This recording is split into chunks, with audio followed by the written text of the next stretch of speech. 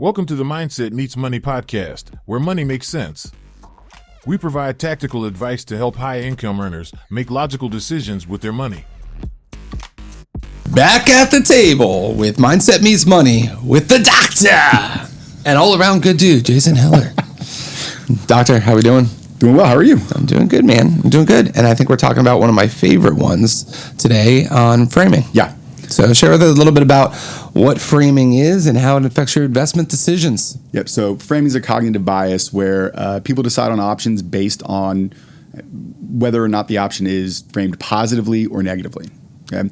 So the example, there was a study, and I don't remember the author, but it was a long time ago, and they came out with, they interviewed a couple hundred people, and they said, there's a hypothetical virus that's going to hit the U.S. Before COVID or after? No, it was COVID? a long time ago. I'm not making this up. And matter of fact, I think they even said it was an Asian virus. And this just shows how like foreshadowing this could have been. Yep. But this was like in the 80s, I think.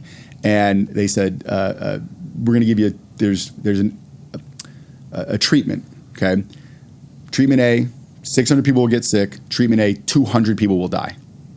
Treatment B, 400 people will survive, okay? Overwhelmingly, the people who were asked the survey chose, well, we'll take the second treatment where 400 people survive. It's the same math. Right. If you have 600 people, 200 die, 400 survive. 400 survive, 200 die. But the way it was framed, death versus survival, overwhelmingly people chose the survival one. Well, there's two parts of this, just reminds me. One is this is exactly why there's sales as a profession, because how you speak, how you communicate, how you frame the conversation really affects people's decisions and how they do that. What it also reminds me of is just, like when they do the late night show where they go interview people on the street and they ask them really dumb questions and they come up with really dumb answers and you're like, wow, this is modern America that's answering questions like this. That's exactly what it reminds me of too. I love that one guy where like, how many states are there in the country? 37. Yes. Yes. Never tells them they're wrong. So let's talk first and identify. I'm an investor. I'm trying to make decisions, with my money. They're all good decisions I'm making. And I want to make sure I can identify if the way the investment is being framed to me, whether it's from a financial advisor, whether it's from a friend, whether it's from CNBC or Bloomberg, and I'm looking at it, the way that they're framing that investment, they're explaining that investment to me, is helping me make the decision than opposed to the fundamentals of that investment. Right. How do I identify that's happening? Right. So again, it's all in marketing, right? So if it's presented in a way, the upside is X. Okay, the upside in this investment is 10%, 20%, 30%. Okay, don't get caught up in just what the upside is. Your natural, well, it's not natural, but your next question should be, what's the downside, right? Because if people lead with what the upside is, you're more likely, because it's framed in a positive light, you're more likely to be accepting of it. If people would lead in a negative, so okay, Jeremy, I've got this investment for you. There's an off chance you could lose 20%. Chances are you're shut down. You don't even want to hear what the upside is on that one, right? Right. Now, the upside could be 200%. I think you'd be willing to hear more about an investment where you only have a downside of 20, but an upside of 200. I think you'd be willing to hear that out. But if I lead with what the downside is, chances are you probably already stopped listening to me. And what we see with a lot of these biases, and this is not one that kind of separates itself from it, is that if you're feeling you should do something in one direction very quickly, you have to pause for a second and determine if there's a bias there. There's parts where your gut might be right, and it's not. And I'm not saying don't listen to your gut for a certain reason, right. But you got to get out of some of the biological pieces that us as humans have put together in for survival. Don't always apply to making good investment decisions, and so you have to make sure what's happening right there isn't some type of way that you're conditioned to make decisions is forcing it. So, for example, just because somebody's saying it's positive, and I would prefer positive than negative, because in general we're optimistic beings for the most part, I might latch on to that. Or if they started with a negative, I'm going to latch on to that because I'm scared and I'm uncomfortable on that because I say risk, and as a human I don't want to take risk. and I'm going to move away from that. So if you feel an emotion or a decision pushing you one way or other right off the bat, that's again where you got to take a step back and see what is driving you to feel that way, one way or another. And this is in life, but we'll stick with investments. Right. So you get that feeling, you being self-aware enough to realize you're leaning one way or another, and taking a step back is probably the first piece you got to do. Exactly. Perfect. So you've mentioned is in a couple episodes, you said it again today, and I want to capitalize on this. So you've talked about our biological wiring, right? We are wired with the fight or flight response, right? And typically, and why? Because go all the way back to early man, you're walking through the jungle and a tiger shows up and am I running or am I staying and fighting? Right. It's a split second decision, right? So we are wired to make split second decisions, right? You have to fight that wiring when it comes to investing, right? You said, don't ignore your gut. Don't ignore your gut, but don't go completely with it. Realize when your gut activates and tells you, your fight or flight mentality comes in. Do I sell this position because it's getting ugly out there? That's my flight. Or do I go and put more money into it? That's my fight. I'm going to stick with it. Understand that when that gets triggered is when you need to take that step back and then analyze the facts. Get as much of that biological, emotional wiring off the table in terms of decision making, and go back and understand: is this part of my investment plan? Is this stock or investment, whatever we're talking about, is this investment still solid despite whatever recent issues may have happened? And work through the facts of it, not the emotions of it. And what's interesting about this one is it's really around the marketing side. So, fortunately, unfortunately, the financial industry is still a business, and they're marketing their products. Yeah. They want you to work with this advisory company. They want you to work with this investment company. They want you to use their fund manager. And so you have to look and realize that the way things are being positioned is a marketing piece. And so being able to take away the marketing side to it, to see what's attractive, the brochure has somebody that looks like me, or they're doing something I want to do in retirement, or the way that they said that it's safe but upside, resonates with me.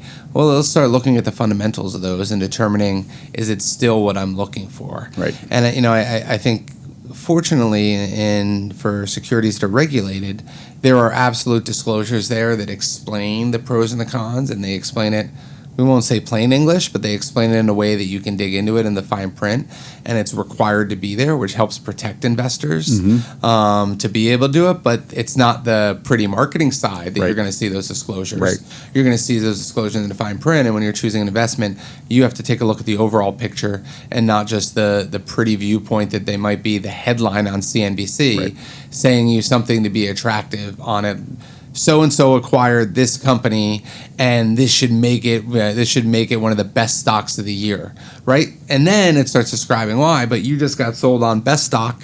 I want to be able to look at this as best stock. It was a headline for a news. Right. It wasn't actually saying that this company is something you should invest in. Think about the mutual fund commercials you see out there. What do they lead with? They lead with X fund is a 5-star fund and has a 5-year average rate of return of X.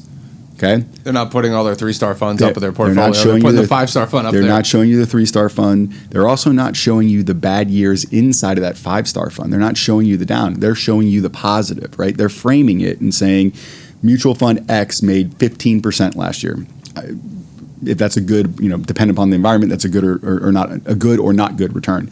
They're not showing you that maybe it was down 20% the year before, right? So if they would lead with that, people would flip the channel and not be interested in buying that fund.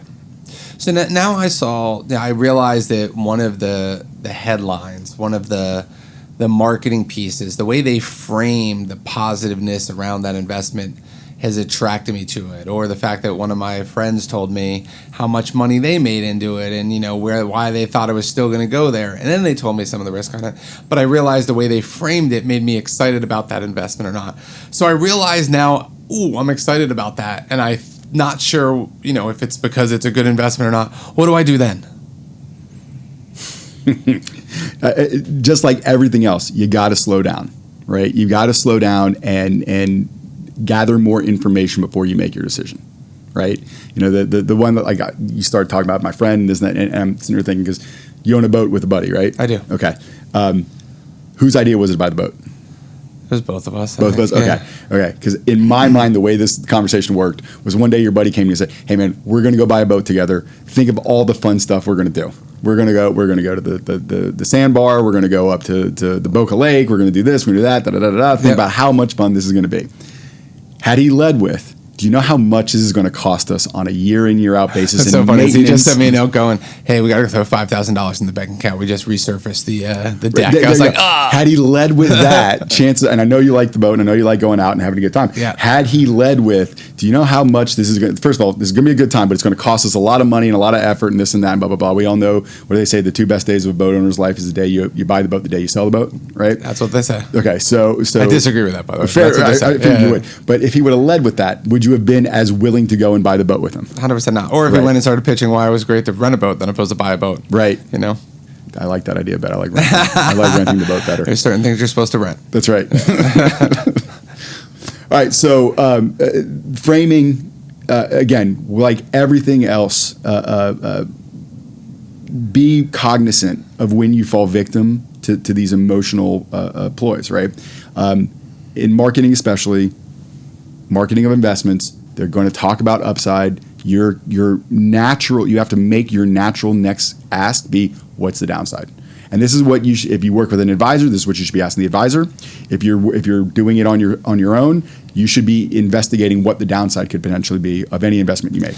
I love that kind of philosophy or framework. So whatever is being positioned to you, start playing the opposite of that and what it looks like. So if they're painting out why this investment's all bad, have them articulate why it's good. Yeah. If they're painting all the picture of why it's good, have them articulate why it's bad. Because a lot of times they've convinced themselves one or the other, and you'll find most people haven't done the work and the research to really have a good educated opinion. Right. They have 2 or 3 fact points that they've kind of latched onto. They've made a gut decision on it, and they know those bullet points. They haven't dug into the actual details on it. And that's true of financial advisors too. So it's one of those ones where you really want to hear both sides so you can make a good educated decision. And this is with any investment and any filter you have. If you're running through a level of filters to be able to choose a good mutual fund, let's call it, you still have to have it on the good and the bad side of it. How does it perform in a down year? How did it perform in good years? Right. What's the amount of turnover in it? Is the turnover good? Is the turnover bad? How's it affect return? How's it exactly right? So all those filters you got to go through on both sides. So my general rule of thumb when I tell people, there's no investment product, whatever it may be, that is perfect for everybody. There just isn't. And there's no investment product that is perfect for nobody, right? You need to, as I'm talking to clients, my job is to give you the pros and the cons of both. And if the pros outweigh the cons for your situation, then we can keep talking about it. The second the cons outweigh the pros, we're done. So I won't go to a client and try to frame positive or negative. I'm going to give them all the information and help them get to the final decision. And if you're not working with an advisor, you've got to do that research yourself. You've got to find out what the pros and the cons are of any investment decision you're going to make. If the pros outweigh the cons, you can keep looking at it. If the cons outweigh the pros, you got to move on. Totally fair. And that's honestly what a financial advisor should be doing, is educating you on the options so you can make a good decision, whether it's good or bad. So to put a bow on this biases, the financial services industry is an industry that is a profitable industry, meaning they are going to be selling to you from a communications perspective. So any of the representatives, whether it's on the phone or whether it's in person or whatever it is, they're still sales people, and they're going to talk about how it's going to be beneficial, and they're going to try to be positioning why it's right. Now, ideally, a good objective fee-based financial planner would be there, and that's a whole other conversation to have. But remember, there are still sales on it. Along with that, a lot of the material you get, or whether you see it on TV or you see it online or you see it on social media, it is marketing material. And so what you want to do is you want to make sure that you can always understand the flip side of whatever is being explained to you or marketed to you. Why is an investment bad? You should know why it could be good. Why is an investment good? You should know why it could be bad. And just keep in mind that financial services are marketing and selling you products, and you have to understand that's happening and that could be affecting your decision.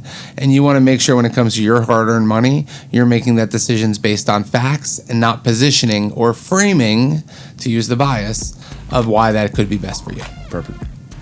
Another great episode, Doctor. Yes, sir. Good stuff. All right, my friend. Till next one. You got it. Subscribe on your favorite streaming platform if you haven't already, and don't forget to share this podcast with your friends and family.